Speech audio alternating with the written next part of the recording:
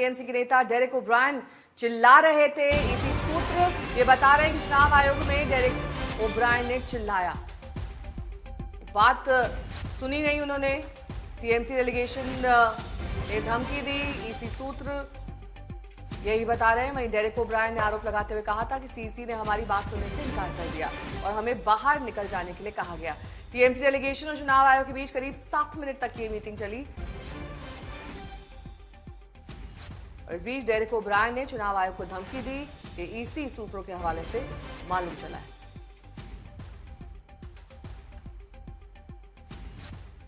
तो दरअसल देखिए, क्या टीएमसी ने चुनाव आयोग पर आरोप लगाया था कि वो दरअसल किसी साजिश के तहत काम कर रहे हैं, बीजेपी के एजेंडे पर चल रहे हैं। टीएमसी डेलीगेशन ने आरोप लगाते हुए सीसी से मिलने के लिए समय मांगा और उसके बाद आज वो डेलीगेशन मिलने के लिए पहुंचा और उसके बाद अब आरोप लग रहे हैं टीएमसी की डेलीगेशन की तरफ से कि हमारी बात नहीं सुनी गई, हमारी बात सुनने से इनकार हुआ।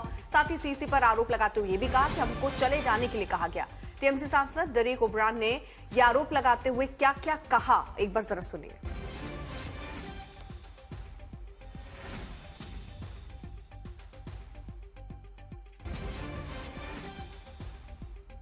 ऐश्वर्या पालीवाल मेरी सहयोगी जुड़ गई हैं तमाम जानकारी के साथ।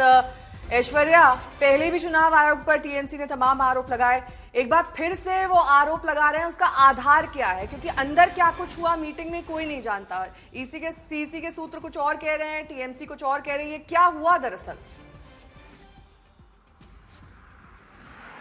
देखिए मैं आपको बता दूं, हर कहानी के दो पहलू होते हैं। एक पहलू जो है वो टीएमसी बाहर आके बोल रही है, जिसमें कि डेरेक ओब्रायन का ये कहना है कि जब वो अंदर गए तो उनको जलील किया गया और उनको कहीं ना कहीं बोलने का मौका नहीं दिया गया। लेकिन जब डेरेक ओब्रायन और बाकी लोग बाहर आए उसके बाद ईसीआई के सूत्रों ने हमें बताया कि सबसे पहले जब समय मांगा गया था, बहुत प्रॉम्प्टली टीएमसी और टीएमसी के डेलीगेशन को वो समय दिया गया था। 10 बजे मीटिंग चालू हुई, लेकिन 10:11 पर हमने देखा किस तरीके से डेरेक ओब्रायन बाहर आ गए। टीएमसी के सूत्रों का ये कहना है कि जब बातचीत अंदर शुरू हुई तो सबसे पहले मौका दिया गया टीएमसी और डेरेक ओब्रायन को कि वो अपनी बातें आगे रखें। 4 मुद्दे डेरेक ओब्रायन ने पूरे इलेक्शन कमीशन के सामने रखे, लेकिन जब इलेक्शन कमीशन उनका जवाब देने लगा तब डेरेक ओब्रायन ने उनको बोला कि हम सिर्फ और सिर्फ अपनी बातें आपको बताने आए हैं, आपको जो हमें कहना है वो हम सुनना नहीं चाहते। ये टीएमसी के ये इलेक्शन कमीशन के सूत्रों ने कहा और उन्होंने ये भी कहा कि जाते जाते डेरेक ओब्रायन और बाकी जितने डेलीगेट्स थे उन्होंने इलेक्शन कमिश्नर के ऊपर उंगली उठाई और उनको धमकाते हुए कहा कि उम्मीद है कि आप ये चुनाव के बाद आप हमें किसी तरीके से फेस कर पाएंगे।